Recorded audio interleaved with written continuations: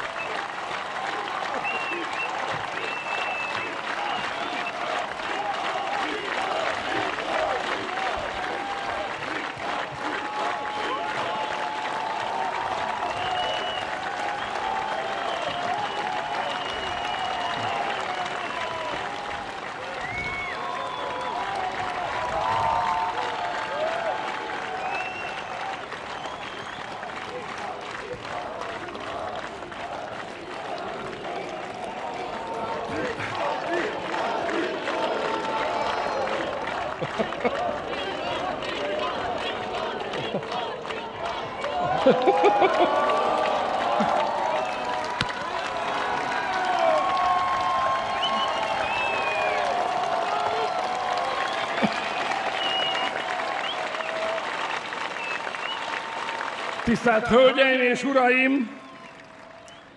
Békeszerető magyarok a világ minden tájáról, határon innen és túl, üdvözlet mindenkinek! Üdvözletünket küldjük, és a Jóisten áldását kérjük a kárpátaljai magyarokra.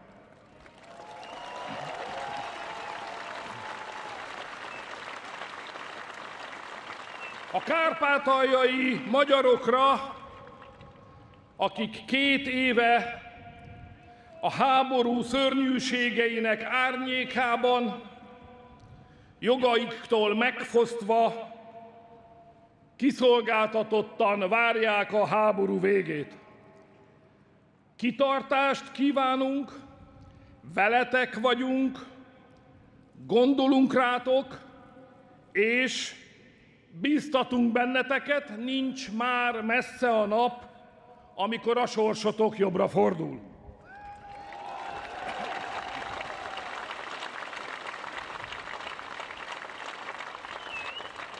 És üdvözletünket küldjük Robert Ficónak is, Szlovákia békepárti miniszterelnökének. Robert Ficót azért lőtték le, mert a béke pártján állt. Kis híján az életét adta a békéért. De kemény fából faragták, nem az a fajta, aki hagyja magát kiiktatni, vissza fog térni közénk, és Szlovákia Magyarországgal együtt küzd tovább a békéért. Várunk vissza, Robert, gyógyulj meg mi hamarabb!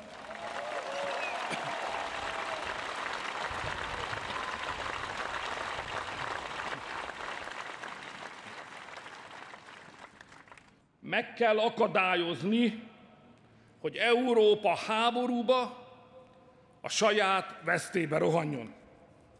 Barátaim, Európa ma háborúba készül. Naponta jelentik be a pokolba vezető út újabb szakaszának átadását. Naponta öntik ránk, hogy euró 100 milliárdok Ukrajnának, nukleáris fegyverek telepítése Európa közepére, fiaink besorozása egy idegen hadseregbe, ukrajnai NATO misszió, európai katonai egységek Ukrajnába. Barátaim, úgy látszik, a háborúpárti vonaton nincsen fék, és megőrült a masiniszta. Nem kevesebbre vállalkozunk az európai választáson, mint hogy ezt a szerelvényt megállítsuk.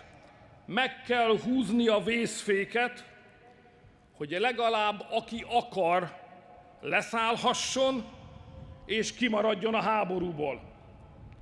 A magyar kormány tudja, hogy kell ezt csinálni. Tudjuk, hogyan kell a végzetes dolgokból kimaradni. A nemzetek önfeladása felé robogó migrációpárti szerelvényről időben lekapcsoltuk a magyarok kocsiját. Stop migráció. És a magyar gyermekeket is kimentettük a veszélyes és visszataszító genderaktivisták kezei közül. Stop gender. Azt sem fogjuk hagyni, hogy a gyerekeinket és az unokáinkat az ukrán frontra vagonírozzák. Stop háború! Aki pokolra kíván jutni, annak balra a második ajtó. No migration, no gender, no war. Hogy Brüsszelben is értsék. Barátaim, a magyar baloldal Soros György zsoldjában áll. Ő pénzeli a médiájukat, az ő embereivel vannak tele a választási listáik. Aki ott nem lép egyszerre, nem kap dollárt estére. A magyar baloldal pedig készségesen menetel, még a saját békepárti szavazóit is elárulja, csak hatalomra kerülhessen. De nekünk, a nemzeti oldalnak eszünk ágában sincs engedelmeskedni a Soros terv brüsszeli tábornokainak.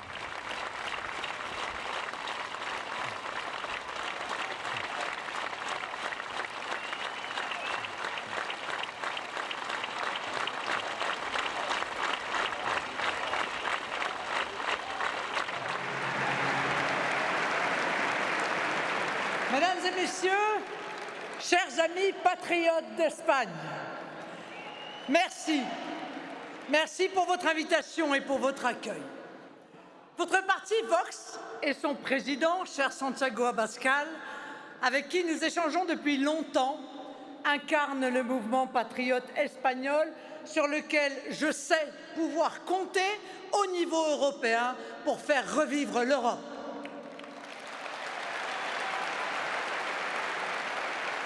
En effet, l'Europe, la vraie Europe, celle de la liberté et des peuples, celle de la souveraineté et des États, celle de l'identité et des nations, a besoin de nos forces rassemblées, mais l'Union européenne lui a fait du mal depuis des décennies. Dans ce combat politique commun, je viens vous dire combien est importante pour notre projet de redressement l'amitié entre nos deux pays, la fraternité entre nos deux partis, la solidarité entre nos députés. Et permettez-moi de vous adresser le salut des millions de patriotes français et vous assurer de leur amitié et de leur soutien.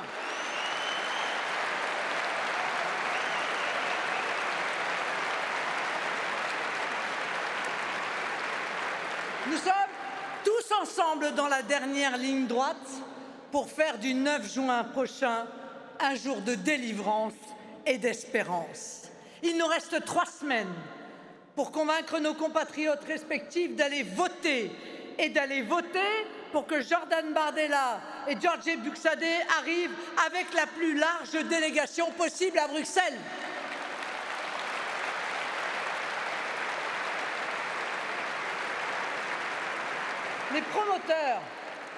Les promoteurs de l'Union européenne, avec à leur tête le duo Macron-von der Leyen, ne sont jamais repus et veulent désormais entraîner notre continent dans une quasi-fusion européenne, une marche forcée vers un super-État européen centralisé.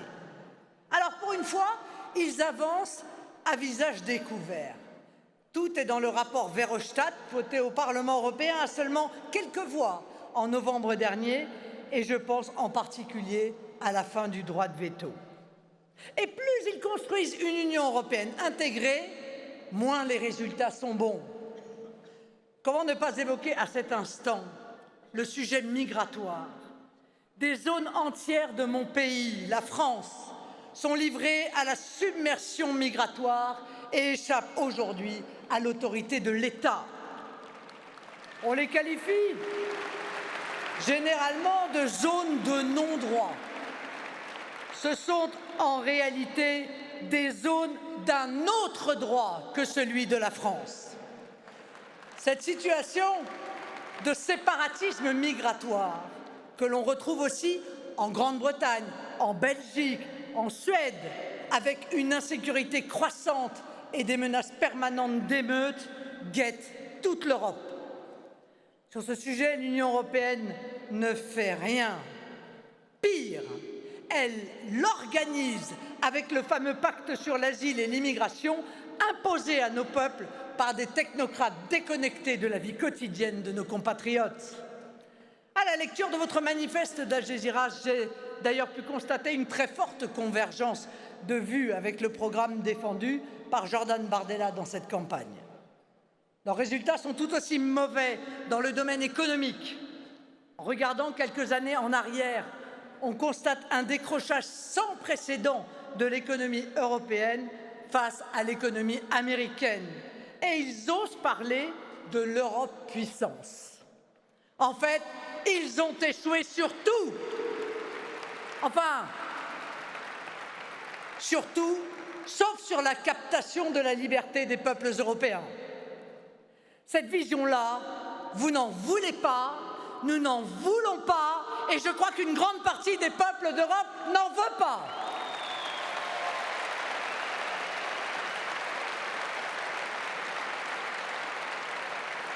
Che i figli di Bari, che i figli d'Italia vengano mandati a morire e a combattere in Ucraina, e non voglio che le armi italiane vadano a bombardare e a uccidere in Russia.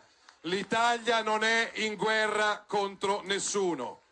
Quindi lasciamo che sia Macron a parlare di guerra, ma io glielo dico come se fosse qua stasera. Macron, hai voglia di andare in guerra? Mettiti il casco, mettiti il corpetto e vai in Ucraina, ma non rompere le palle agli italiani. Vai a fare la guerra, ma non rompere le scatole a noi, che vogliamo vivere in pace. L'Italia ripudia la guerra. Questo dice la nostra Costituzione. Lo tengano ben presente Macron e Scholz, Francia e Germania, che anche in queste ore, come troppo spesso accade, pretendono di decidere a nome di tutti gli europei cosa fare o non fare, anche a proposito della guerra. Quando dicono che le armi che abbiamo mandato all'Ucraina per difendersi possono essere usate per bombardare e uccidere in Russia, dicono qualcosa di folle e spalancano le porte alla tragedia di una guerra planetaria. La Lega e il governo italiano dicono no a qualsiasi ipotesi di guerra. Je na čase, aby som urobil prvý krok, a tým je odpustenie. Necítim žiadnu nenávisť voči neznámemu človeku, ktorý ma dostrieľal. Nebudem voči nemu vyvíjať žiadne aktívne právne kroky, ani žiadať náhradu škody. Odpúšťam mu a nech si to, čo učinil a prečo tak učinil, vysporiada on sám vo svojej hlave. Nakoniec je evidentné, že bol len poslom zla a politickej nenávisti, ktorú politicky neúspešná a sfrustrovaná opozícia rozvinula na Slovensku do nezvládnutelných rozmerov. Treba očakávať, že protivládne médiá, politické mimovládne organizácie financované zahraničím a opozícia začnú pokus o moju vraždu bagatelizovať. Že išlo iba útok poblúzneného človeka, že medzi ním a opozíciou neexistovali žiadne prepojenia, že poškodenie môjho zdravia nie je vážne. Od volieb v septembri 23 stúpajúcej a dobre živenej opozičnej agresivite preto opäť nikto nenastavoval zrkadlo ani médiá, ani mimovládne organizácie, ani hlava štátu, ani Brusel či NATO. Fyzické vyhrážanie sa významným vládnym politikom, ako to bolo napríklad v prípade poslancov Národnej rady Erika Kaliňáka a jeho manželky, či Ľuboša Blahu, sa preto pre agresívnych predstaviteľov opozície stalo akceptovateľnou normou.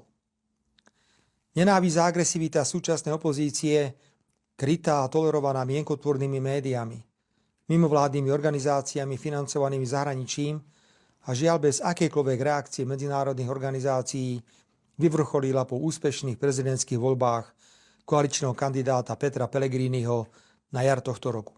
Rád by som vyjadril presvedčenie, že všetka tá bolesť, ktorou som prešiel a prechádzam, poslúži niečomu dobrému. Ľudia mohli na vlastné oči vidieť, aká hrôza môže nastať, ak niekto nie je schopný demokraticky súťažiť a rešpektovať iný názor. Ani ja nie som žiadny politický anjel, viem byť veľmi tvrdý. Ani vlády, ktoré vediem, neboli a nie sú dokonalé, určite by sa mnohé veci dali robiť inak. A práve ponuka robiť veci inak a lepšie, mať iné názory, musí byť elementárnym základom akejkoľvek zmysluplnej demokratickej súťaže. Ponukou nemôže byť oponenta bezdôvodne zatvoriť alebo zákrene zabiť. Nad týmto sa opozícia bude musieť zamyslieť.